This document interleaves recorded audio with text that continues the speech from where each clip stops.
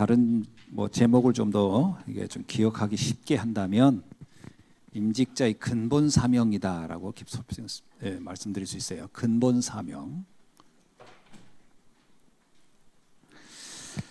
중직자나 임직자나 다 같은 그런 교회에서 맡은 사명이기 때문에 중직자가 고 임직자고 임직자고 중직자겠죠. 그래서 근본 사명에 대한 말씀을 좀 하겠습니다. 사명이면 사명이지 또 근본 사명은 뭘까요? 근본 사명은 뭐냐면 이거는 누구나 해야 될 사명입니다. 그러니까 누구는 하고 누구는 안 하고가 아니라 우리 모두가 임직자가 되거나 중직자가 됐다. 그럼 당연히 해야 할 사명을 말씀드리는 거죠. 그 첫 번째가 뭐냐? 일단 우리가 좀 기억하고 갈 부분입니다. 지금 중요한 로마서 16장 사람들을 보면서 그 대열에 있는 사람이란 말이 있어요. 그러니까 흐름이거든요. 로마서 16장은 뭐냐면 로마 복음화, 전도 운동, 세계 복음화의 흐름에 있는 사람들입니다. 지금 우리는 어떤 일을 잘하고 못하고를 떠나서 이 흐름을 타는 것이 중요합니다. 그래서 저와 여러분이 이런 좀 뭐라고 표현해야 되냐면요, 이렇게 보는 시야를 조금 더 좀 세밀하게 가질 필요가 있어요. 우리가 좀 이렇게 표현하면 여러분들이 볼 때 너무 좀 그렇게 말하는지 모르겠다라고 할 수도 있지만 전 세계의 교회가 상당히 많이 있잖아요. 어느 교단이든 침례교부터 해서 장로교, 감리교, 성결교, 구세교 굉장히 많아요, 전 세계에. 그런데 지금 우리가 이 전도 운동이라고 하는 것을 하는 이 교회는 굉장히 소수입니다. 특별히 237 5천 종족이라고 하는 이 세계, 다른 말로 하면 세계복음화를 좀 더 축소시킨 거죠. 이렇게 구체화시킨 건데 이 흐름을 가지고 가는 사람들, 개교회가 이렇게 전도하고 선교하고 할 수는 있습니다만은 우리가 이런 전도 운동을 한다라고 하는 것은 특별한 거죠. 특별히 로마서 16장 사람들은 어느 한 교회가 아니에요. 이 사람들은 바울의 메시지를 동의한, 쉽게 말하면 단지 어느 한 지역에만 있는 사람들이 아니고 그 시대에 분포되어 있는, 여러 지역에 분포되어 있는 전도 운동이라는 것에 동의하는, 로마 복음화에 동의하는 사람들의 모임이다. 이렇게 볼 수 있습니다. 이게 쉬운 게 아니에요, 사실은. 지금 이 로마를 복음화한다. 오늘로 돌아가면 우리가 미국을 복음화해야 되겠다. 그 말이 쉽지, 그래 하자, 헌신한 색을 건다, 이렇게 하기 쉽지 않잖아요. 그런 데 마음을 가졌다는 거죠. 지금 우리도 여러분이 이 속에 있다는 것을 잊지 마시기 바랍니다. 두 번째는 우리가 하는 게 뭐냐면, 아까 우리 이혜정 권사님도 기도했습니다마는 전도자와의 팀입니다. 전도자와 함께하는 팀워크예요. 팀워크예요. 팀의 응답입니다. 그래서 여기는 보호자, 동역자, 식주인이라고 하는 거 여러분이 꼭 기억해야 됩니다. 보호자 한다는 건 뭐예요?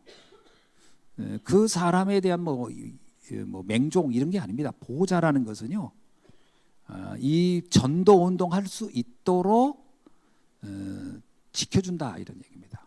전도 운동할 수 있도록 지켜준다. 동역자는 힘을 모아준다, 이런 말이에요. 앞에 건 지킨다라는 의미면 두 번째 힘을 모아준다는 거예요. 그 일이 훨씬 효과적으로 될 수 있도록.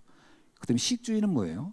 그의 모든 경제적 배경이 되어주겠다, 이런 얘기입니다. 이게 중직자의 근본 사명에서 꼭 기억해야 될 부분입니다. 그래서 여러분이 이 부분을 좀 우리 임직자들은 생각해야 됩니다. 그래서 사실 랩런트들도요, 어릴 때부터 저는 그걸 못 배웠어요. 예를 들면 목사님과 중등부에 있던 나, 고등부에 있던 나, 대학부 나하고는 너무 거리가 먼 거예요. 그러니까 목사님이 하는 일정 어떤 거에 대해서 내가 별로 관심이 없었고 알려고 하지도 않았어요. 왜? 그건 우리 장로님이나 권사님들이 알아서 하겠지. 그러니까 이게 나는 전혀 그게 나하고는 아무 상관없더라고요. 그러면 이게 맞는 게 아니에요. 어렸을 때부터 그 눈을 뜨게 해줘야 돼요. 그게 되게 중요합니다. 사람이 어렸을 때 시야를 세계를 볼 수 있도록 도와줘야 돼요. 그게 되게 필요하거든요. 그래서 아이들한테도 얘기하세요. 목사님 이번에 이런 사역을 한단다. 우리 같이 기도하자. 또 우리 함께 이것 놓고 같이 헌금도 하고 그렇게 해야 된다. 자, 그게요, 돈이 문제가 아니고요, 그런 마음을 심어주는 게 중요합니다. 그래 아이들이 어른에 대해서도 그거 해야 되는 거보다 이렇게 되지, 이게 어릴 때 안 한 거는 어른 돼서도 안 해요. 그리고 관심도 없습니다. 교회 집사님 되고 권사님 됐는데도 목회자의 사역하고 아무 관련 없는 사람도 있어요. 그냥 목사님은 알아서 하는 거고 나는 그냥 교회에 그냥 나오는 거고. 그러면 이게 팀이라고 할 수가 없어요. 이게 어릴 때부터 그게 안 돼서 그런 거거든요. 그거를 가르쳐야 됩니다. 아이들이 저절로 알 수가 있는 게 아니에요. 가르쳐야 돼요. 그거 되게 중요합니다. 제가 누누이 얘기했죠. 명절 때 이게 좀 아이들이 인사하러 오는 걸 내가 인사를 받고 싶어서 그런 게 아니거든요. 아이들이 오면 해줄 말도 있을 거고 이렇게 할 게 많거든요. 그죠? 그런 생각을 하거든요. 아무도 안 오더라고. 그래서 늘 돈을 바꿔놓습니다. 10,000원짜리를. 인사하러 오는 아이디 있으면 줘야 되겠다. 꼭 10장씩 바꿔놓거든요. 한 명도 안 와요. 그거는 아이가 문제가 아니고 부모님이 생각이 없구나. 아이를 어떻게 키우고 싶은 생각이 없구나. 유 목사님 그런 얘기 했잖아요. 선생님의 마음속에 있는 아이. 그래서 선생님에 대해서도 관심을 갖게 해주는 게 중요합니다. 우리도 선생님이 계시지만 어떤 아이가 선생님의 하는 일에 대해서 선생님 제가 도와드릴까 이렇게 하는 아이가 있다고 합시다. 뭐 심부름 할 거 있나 이렇게. 얼마나 이쁘겠어요. 각별히 따로 봅니다. 근데 제가 우리 학교 다닐 때 그런 아이가 있었거든요. 그 대학교 때 선생님 그 교수님한테 찾아가가지고 교수님 제가 뭐 도와드릴 거. 우리가 뭐라고 했냐면 아유 나대기는 아유 야야 그만 좀 해. 이게 우리 수준이었어요. 근데 그 아이가 나중에요 진짜 잘 되는 거예요. 왜? 교수님이 그 아이의 길을 열어주는 거예요. 나중에서 알았어요. 저것도 살아가는 방법인데 왜 그걸 우리는 왜 그걸 몰랐을까? 왜 그래요? 배운 적이 없는 거예요. 그걸 부모님이 안 가르쳐 줬어요. 그런 걸. 같은 수준에서 우리는 나댄다고 본 거예요. 나댄 게 아니에요. 걔는 지금 굉장히 중요한 어른하고 관계를 맺고 있는 거거든.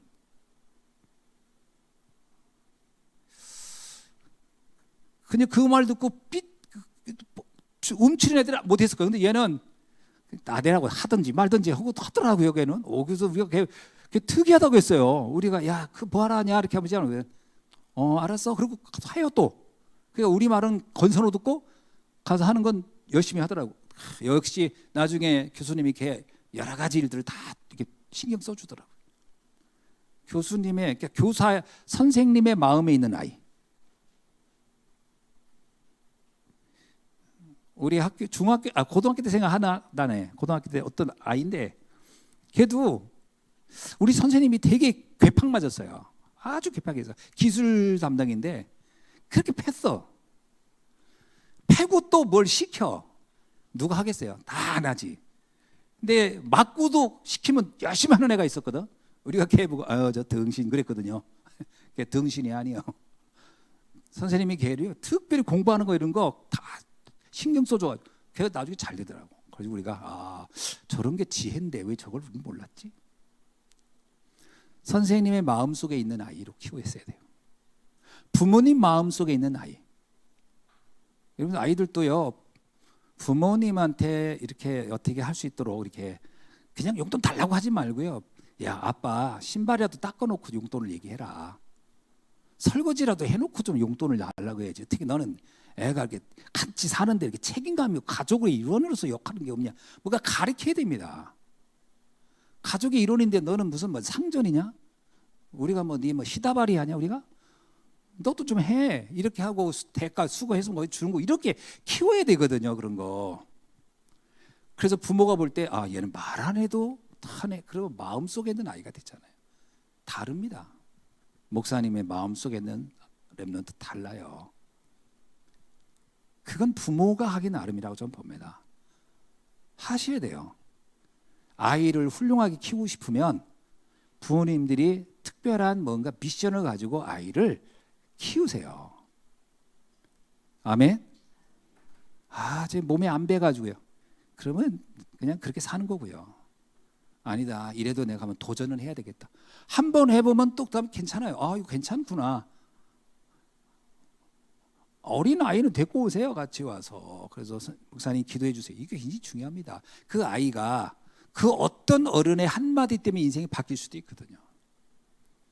그럴 기회를 갖게 해줘라. 자꾸. 그렇게 해야 그 아이가 이게 뭔지도 알지. 그죠? 아, 우리 목사님 선교 나가는구나. 또 우리 교회에 이런 일을 하는구나. 우리 교회가 이거 중요한 일을 하는구나. 나도 이거 참여해야지. 이렇게 하게끔 가르쳐라. 그 아이가 나중에요. 중요한 일에 마음을 담고 미션을 감당하고 그런 사람이 되려고 노력하게 될 겁니다. 그렇잖아요. 그런 사람이 되는 거예요. 그게 저절로 되는 게 아니에요. 이순신 장군 그 어머님 보세요. 어떻게 해서 이순신을 키웠나. 다 그런 부모 밑에 그런 자녀가 있는 거고요. 한나 밑에 사무엘이 있는 거고 요게벳 밑에 모세가 있는 거예요. 그 어떤 부모를 만나느냐. 여러분이 그렇게 키워야 됩니다. 이게 전도자와 한 팀이 되도록 만들어줘라. 아멘. 예. 그 장로님도 참 귀한 분들이거든요. 그럼 아이들한테도 장로님한테 이렇게 인사도 해야 된다. 아, 저는 그게 굉장히 필요하다고 보거든요. 다른 건 몰라도 제가 명절 때 옛날에 우리 아버님이 꼭 그래서요. 야, 이거 목사님 갖다 드려. 그러면 예. 고기라도 한 건 갖다가 그러면 또 장로님 댁 가라. 그럼 예.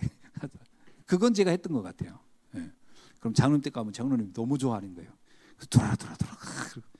그러니까 그게요 이렇게 배우는 겁니다. 전도자의 팀이죠. 그러면서 바울은 세 가지의 중요한 미션을 했어요. 하나가 뭐냐?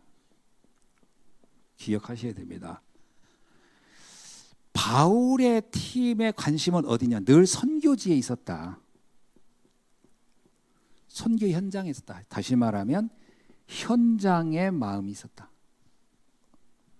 우리 성도님들도 중직자들도 현장에 마음이 있어야 됩니다. 언제나. 지금 우리의 현장은 사실 천안에 있는 곳도 현장이에요. 여러분 사는 곳도 현장입니다. 우리의 직장도 현장이고 그곳에서 어떻게 내가 복음을 전할까 하는 고민해주시고 또 우리 교회가 담당하는 아르메니아에 대해서도 현장입니다. 그것도 관심 갖고요. 그렇게 해야 됩니다. 그 다음에 어디냐?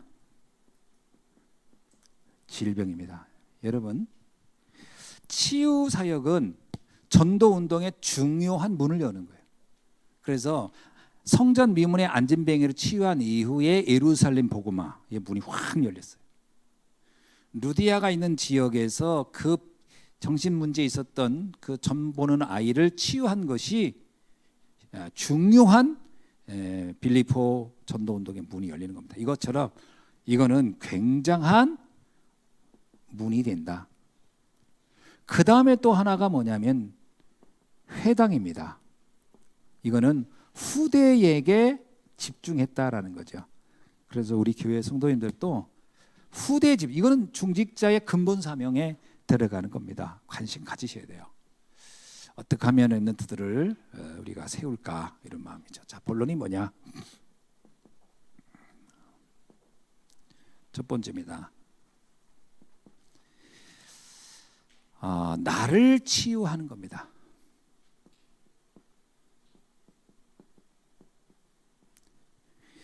자, 여기서 나를 치유한다는 말은 뭐냐? 우리가 세 가지에 잡혀 있다라는 거죠. 요한복음 8장 44절입니다. 거짓의 압이에요. 여기에 잡혀 있는 거예요. 정확히 틀린, 그러니까 뭔가 본질적으로 아닌데, 영적으로 분명히 성경적이지 않은데 우리도 모르게 이 거짓이 굉장히 좋아 보일 수 있어요. 그 대부분이 뭐냐?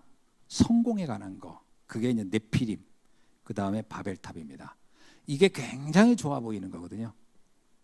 그래서 아담과 하와가 그 사단이 속일 때, 사단이 아담과 하와를 협박하지 않았어요. 잘 보세요. 협박하지 않았어요. 사단이 아담과 하와를 막 협박하거나 괴롭히거나 힘들게 해서 넘어뜨린 게 아니에요. 굉장히 친근하게 다가왔어요. 너무나도 그 마음을 잘 알았어요. 빈 틈을 노렸는데 어떤 빈 틈이었을까요? 거짓이라고 하는 것으로 본질을 바꿔냈는데요. 본질이 바뀌어버렸어요. 말씀 메시지를 바꿨다니까요. 그래서 우리가 잘 봐야 되는 게 뭐냐면 메시지가 조금 왜곡되면 큰일 납니다. 메시지가 왜곡되면요 잘 구분 못할 때가 있어요. 되게 좋아 보이거든요. 근데 그게 굉장히 무섭습니다. 그래서 메시지를 들을 때 감동한 경우는 대부분이요. 감동이 되는 경우는 메시지에 뭔가 조미료가 많이 끼었을 겁니다.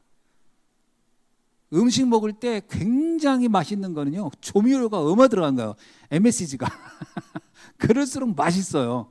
원래 건강에 좋은 음식은 담백한 거거든요.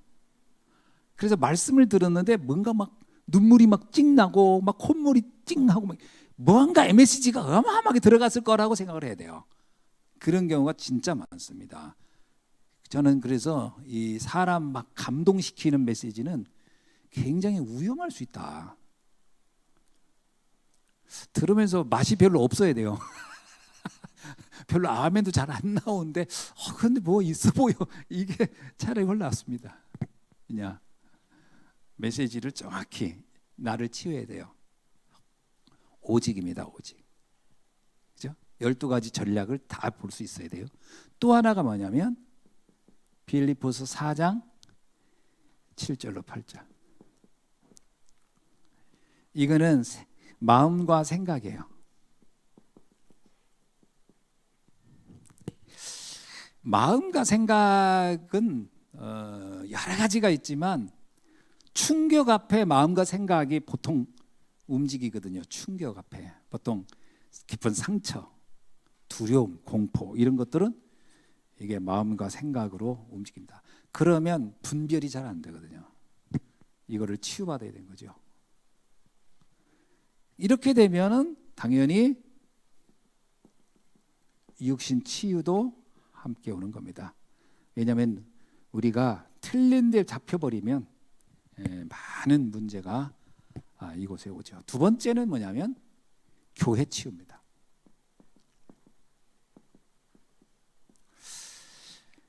내가 정말 정확한 복음으로 치유가 되면, 정확한 복음으로 치유되면은 내 마음속에 그게 나온다고 저는 봅니다. 감사합니다. 치유됐을 때 오는 것이 뭐냐면 감사합니다. 자, 그러면 이게 이제 교회 치유가 된다라는 건 뭘까요?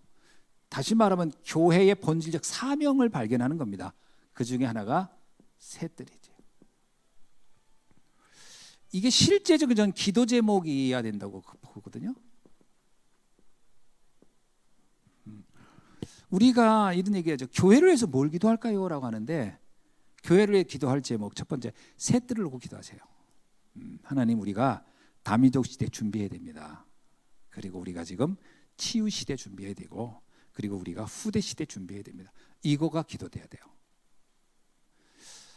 이게 제가 볼 때 만약에 1950년대 60년대면요 다민족 시대라는 게 아직 오지 않았기 때문에 기도 제목 잡기가 어려워요. 근데 지금 그 시대가 온 거예요. 굉장한 중요한 시간표가 온 겁니다. 우리한테. 지금 막 역이민도 오고요. 막 옵니다. 외국인들. 한국 교민들도 갔다가 지금 돌아오는 판이에요. 이제 여기 훨씬 낫대요, 사는 게. 그런 사람들도 많더라고요. 중요한 건 뭐냐면 이 시간표가 우리에게 왔어요. 근데 이걸 교회가 책임지지 않으면 다른 단체가 책임집니다. 그렇죠? 이거 우리가 기도제. 또 하나가 뭐냐면 금토일 시대입니다. 이거는 후대를 키우는 구체적 방안이에요. 저는 이 금토일 시대에 대한 고민을 좀 했으면 좋겠는데, 금토일 시대의 중심 내용이 뭘까요? 사실은 생각 바꾸기입니다. 금토일 시대 가장 중요한 건 생각 바꾸기거든요. 틀린 거 바꿔야 돼요. 그죠? 그리고 제대로 된 거를 찾아내야 되고 이런 건데, 그 중에서 하나가 뭐냐면 저는 기도입니다. 렘넌트들도 똑같이 어떤 면에서요, 셋들의 기도 제목이 그들에게도 기도 제목으로 잡힐 수 있다면 저는 성공했다고 봐요. 안 그렇겠어요? 어린 애가 이제 초등학교밖에 안 되는 애가 다민족 시대를 얘가 생각한다? 굉장하겠죠. 그래서 내가 그거 놓고 준비해야 되겠다. 공부도 해야 되고 언어도 해야 되겠다. 얘가 치유 시대를 놓고 내가 앞으로 의사가 되든 어떤 내가 교사가 되든 어떤 분야를 가든 내가 이 치유를 하는 사람이 돼야 되겠다. 내가 화가가 되든 음악을 하든 굉장하겠죠. 요즘은요, 그림 치유, 미술 치유 이런 이제 치유와 연관이 안 되면 안 되는 시대가 됐어요. 내가 복음으로 뭔가 치유하는 사람이 돼야 되겠다. 굉장하겠죠. 그 다음에 세 번, 똑같아요. 내가 다음 세대를 난 준비하는 사람이 되고, 참. 초등학생이 그런 생각을 한다고 해보세요. 얘는 이미 걱정 안 해도 돼요. 그러니까 기도 제목을 제대로 찾아줘야 돼요. 내 달란트가, 내가 하는 학업이 앞으로 미래에 이것을 위해서 해야 되겠다라고 생각한다면 전 그렇게 가르쳤다면 성공합니다. 생각해보세요. 요게벳이 모세에게 뭘 가르쳤겠어요? 너는 앞으로 이 민족을 해방하는 사람. 그게 젖먹는 아한테 가르친 거 아니에요? 젖먹는 아한테. 상상이 돼요? 젖먹이한테 태교를 뭐를 한 거예요? 모차르트 들려준 게 아니고 태교를 뭐로 한 거다? 넌 이 민족의 해방을 하는 지도자가 되라. 이렇게 태교했다는 거 아니에요? 태영아 교육을 그렇게 한 거지. 세 번째는 묵상 시대입니다.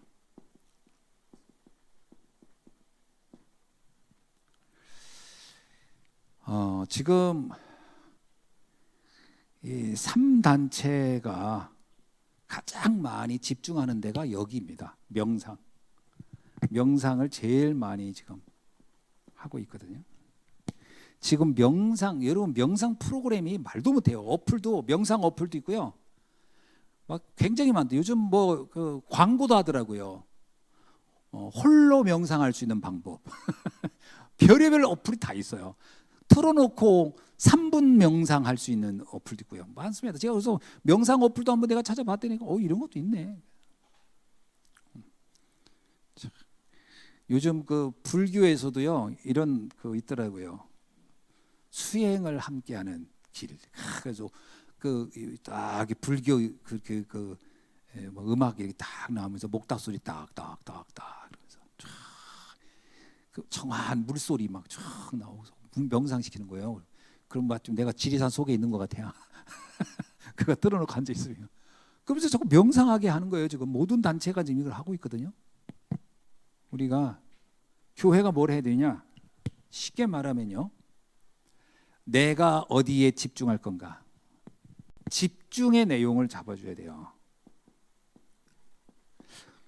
지금 우리는 너무 막 어수선하고 분주하고 산만하고 막 심란할지 모르겠지만 무엇에 집중할 건가? 교회가 집중을 찾아내야 돼요. 세 번째입니다. 병든 자 치유입니다.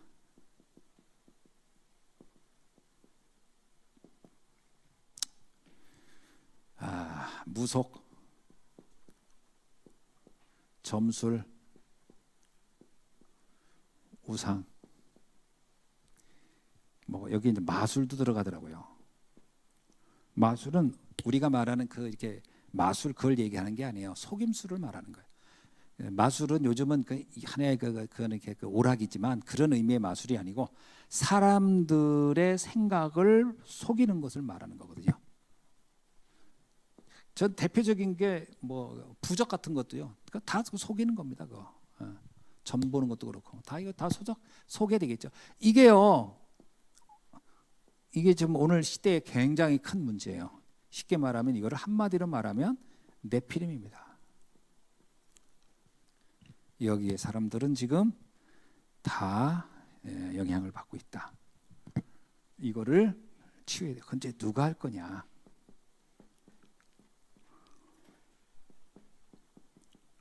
누가 할 거냐 하는 거죠. 렘넌트 7명을 보면 우리가 알 수 있듯이 그 한 사람이 주는 영향력이 어마어마합니다. 다니엘 한 사람만 봐도요. 그가 주는 영향력이 엄청나죠.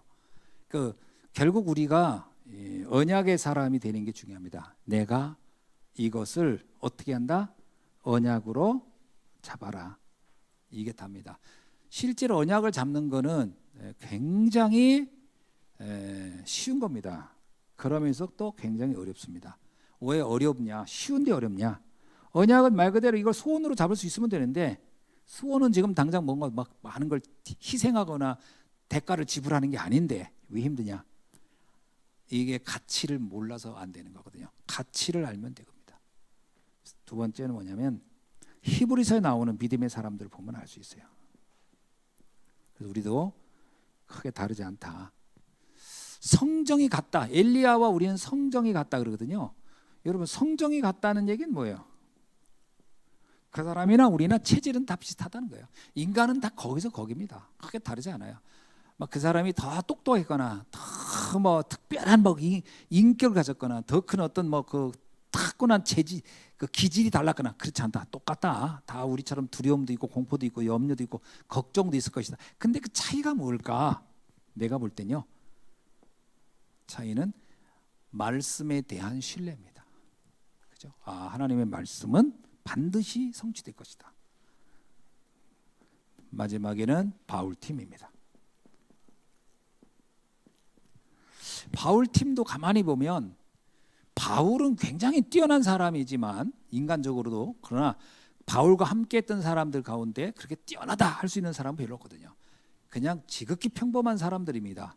그런데 그들이 언약이 명확했어요. 그러니까 로마를 바꿨죠. 중요한 것은 얼마나 우리의 언약이 명확하냐. 이게 답니다. 그 어디에 언약을 잡을 거냐. 저는 좀 우리 함께 내 자신이 뭐 이건 뭐 다 아는 얘기잖아요. 요 세 가지를 한번 우리가 한번 생각해 보자. 이거죠. 이걸 놓고 언약을 잡는다면 우리 임원들 우리 교회에 가끔 여러분 어떻게 생각하는지 모르겠어요. 우리 교회 너무 인원이 없다. 맞아요? 그 옆에 둘러보세요. 몇 분 있나? 시작. 하나, 둘, 셋, 넷, 다섯, 여섯, 여덟, 열. 그래서 20명이나 계셔요. 예수님은 11명 데리고 다녔는데 3개를 바꿨어요. 예수님의 제자보다 수가 많아. 여기 계신 분들로도 충분합니다. 사실은. 아멘이죠? 우리 교회는 작은 교회가 아니에요. 여러분. 자꾸 우리 나성조 목사 나보고 맨날 그래요. 우리 대형교회 목사님. 대형교회 목사님. 내가 그런 얘기하지 마 여러분. 아니 오늘날 한국에 자기 건물 가진 교회가요 몇 프로 안 된대요. 다 임대교회래요. 우리가 하도 큰 교회를 많이 봐서 그렇지 다 임대교회. 지금 성도 이렇게 헌금해가지고 선교할 만한 교회 손에 꼽을 정도다. 거의 없다는 거야. 정말 힘들다고 하는 거거든요. 우리 교회는 대형교회입니다. 아멘. 초대형은 아니지만 대형교회. 그러니까 우리가 못하는 거 없어요. 지금 선교 거의 다 하고 있습니다. 그러니까 여러분이 그렇게 아시고 그래 하나님이 우리 이런 엄청난 축복된 교회 주셨는데 정말 얼마나 감사하고 자랑스럽습니까? 이 현장을 하나님 우리에게 주셨을까? 왜 이런 응답을 주셨을까? 우리에게 세계복음하라고 2, 3, 7, 5천 종족 살리라고 이런 응답을 주신 줄로 믿습니다. 기도하겠습니다. 하나님 감사합니다.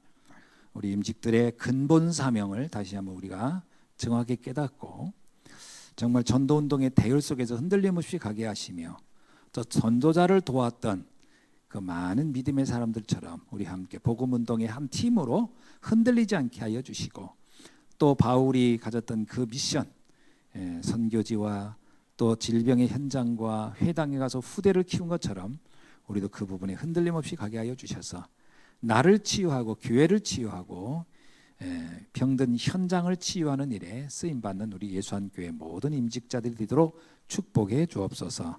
예수 그리스도의 이름으로 기도하옵나이다. 아멘.